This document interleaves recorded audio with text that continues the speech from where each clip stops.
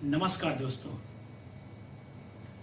आज हम कक्षा 10 विषय अंग्रेजी यूनिट 1 अगेंस्ट द ऑड्स सामने से भाव के बारे में बात करेंगे।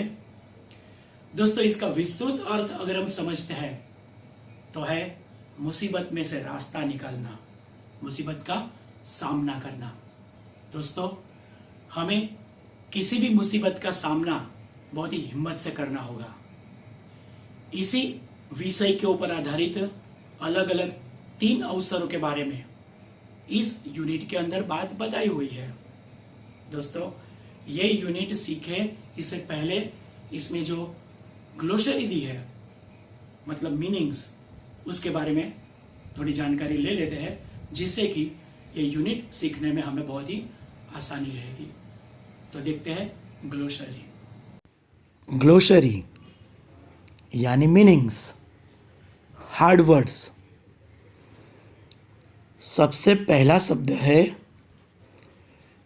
Resident, means residing in a particular place, यानी खास जगह पर रहने वाले। दूसरा शब्द है लॉबिड, यानी joined hands to influence government, सरकार पर प्रभाव डालने का प्रयास करना। उसके बाद शब्द है डिमांड, यानी मांग, अ स्ट्रॉन्ग नीड, तीव्र मांग। उसके बाद है पुल्ड इन, यानी एकत्र करना, कलेक्टेड एंड गेदर्ड, मतलब एकत्र करना। उसके बाद शब्द है बर्निंग डिज़ायर, यानी स्ट्रॉन्ग विश, तीव्र इच्छा। उसके बाद है कंट्रीब्यूट, यानी सहयोग, to give to common fund, यानी फंड देना। उसके बाद है कैपेसिटी, यानी क्षमता, कैपेसिटी यानी क्षमता, एबिलिटी। नेक्स्ट डोनेट, डोनेट मतलब दान देना, to give something to help a person और ऑर्गेनाइजेशन, किसी पर्सन या ऑर्गेनाइजेशन, व्यक्ति या संस्था को मदद करने के लिए कुछ देना। उसके बाद शब्द है फॉर्मर, यानी भूतपूर्व, पूर्व यानी पहले का। फॉर्मर, इसका अर्थ है प्रीडिसेसर, यानी पहले का। नेक्स्ट सरपंच, यानी मुखिया, the head of a village, गांव का हेड, गांव का मुखिया। उसके बाद शब्द है नीड, रिक्वायर या वांट, मतलब ज़रूरत। नेक्स्ट रेज या इंक्रीज, मतलब बढ़ाना। उसके बाद शब्द है क्राफ्ट, उसका अर्थ है शेप, मतलब तैयार करना, आकार देना। नेक्स्ट डेस्टिनी, फेट या लक, मतलब नसीब, प्रारब्ध, किस्मत। उसके बाद है रिजोल्यूशन, रिजोल्यूशन का अर्थ है एन ऑफिशियल डिसीजन, एक अधिकृत निर्णय। उसके बाद है power, ability to control people, लोगों को नियंत्रण में रखने की क्षमता। उसके बाद है एंटरप्राइज, अ बिजनेस ऑर्गेनाइजेशन, व्यावसायिक संगठन। नेक्स्ट वर्ड है पैनल। पैनल मतलब एक ग्रुप, समूह, a group of people who answer questions, प्रश्नों के उत्तर देने वाले लोगों का ग्रुप यानी समूह। उसके बाद है प्रोवाइड, टू सप्लाई मतलब देना। नेक्स्ट वर्ड है फौज। फौज का मतलब है टू क्रिएट समथिंग, कुछ तैयार करना, कुछ स्थापित करना, बनाना, और वो भी स्ट्रॉन्ग, एंड्यूरिंग एंड सक्सेसफुल, मतलब मजबूत, स्थायी और सफल, ऐसा कुछ बनाना, जिसको कहते हैं फोर्ज। नेक्स्ट वर्ड है बेनिफिट यानी एडवांटेज, लाभ, फायदा। नेक्स्ट वर्ड है इन्वॉल्व्ड। इन्वॉल्व मतलब शामिल होना, to have as a part of something, किसी का पार्ट मतलब हिस्सा, बनना। नेक्स्ट वर्ड है बेनीथ, बिलो, अंडर मतलब नीचे।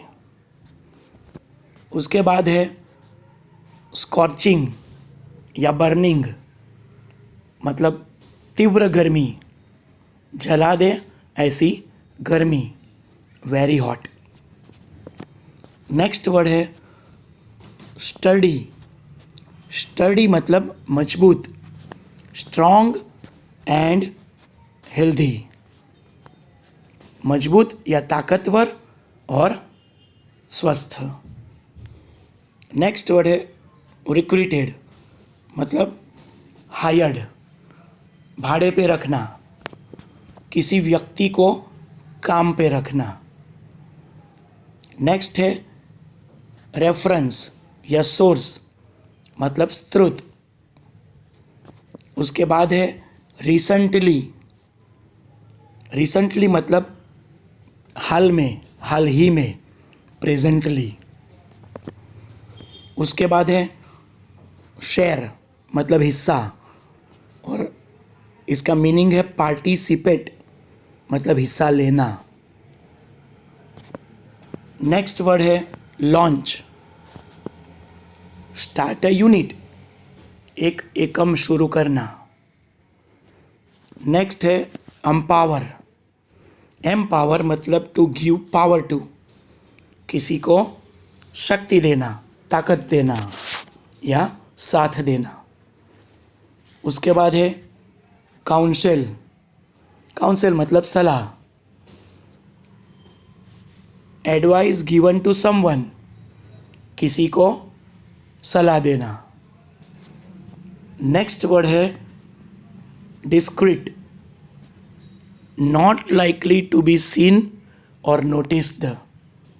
इसका मतलब है देखना या ध्यान देना, नॉट लाइकली मतलब पसंद न होना, मतलब किसी को देखना पसंद न करना या ध्यान देना पसंद न करना, जैसे कि अवॉइड के अर्थ में।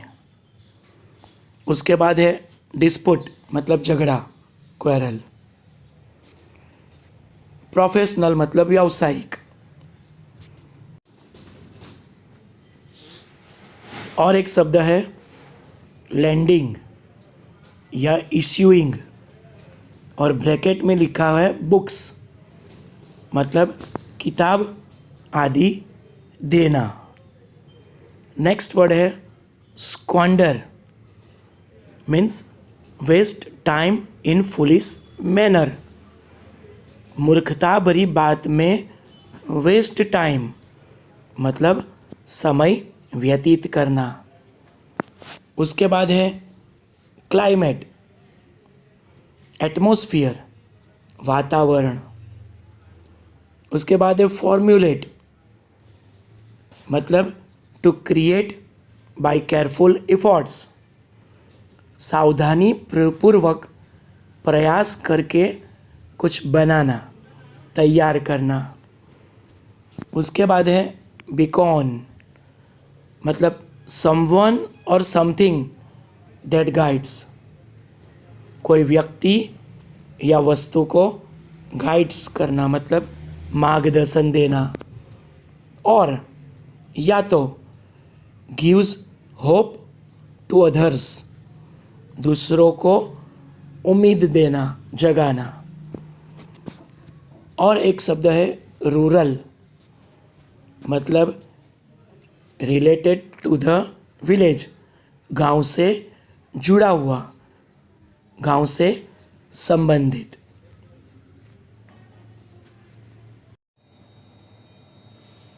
दोस्तों, यूनिट 1 की शुरुआत करें उससे पहले मैं आपको एक छोटी सी बात बताना चाहता हूं। एक movie Manjhi the mountain man, शायद आपने देखी होगी। उसमें जो मेन कैरेक्टर है दशरथ मांझी, उसकी थोड़ी बात मैं आपको बता रहा हूं। दशरथ मांझी छोटी उम्र में घर छोड़कर धनबाद की कोयले की खान में काम करने निकल पड़ा। जब वो गांव वापस लौटा तब उसकी शादी फाल्गुनी देवी से हुई। मांझी काम पर जाता और फाल्गुनी देवी उसके लिए दोपहर का भोजन, लंच लेकर जाती। तब बीच रास्ते में गैलोर हिल्स को पार करना होता था। एक बार बात ऐसे हुई कि गैलोर हिल्स को पार करते करते उनका पैर फिसल पड़ा और उन्हें गंभीर चोट आ गई। शहर में जाने का सीधा कोई रास्ता न होने की वजह से मांझी अपनी पत्नी को समय पर अस्पताल नहीं पहुंचा सका और फाल्गुनी देवी का देहांत हो गया। मांझी बहुत ही दुखी हो गया, लेकिन उसी रात को उसने संकल्प कर लिया गैलोर हिल्स को तोड़कर उसमें से रास्ता बनाने का। जब उसने शुरुआत की तब लोग उस पर हंसते थे, उसे पागल कहते थे, लेकिन अपने कार्य के लिए बहुत ही दृढ़ रूप से निश्चय कर लिया था। शुरू में जो लोग उनके बारे में बुरा बोलते थे, उनका अपमान करते थे, वही लोग बाद में उनको मदद करने लगे, उनको भोजन देते, उनके लिए औजार लाकर भी मदद करते थे।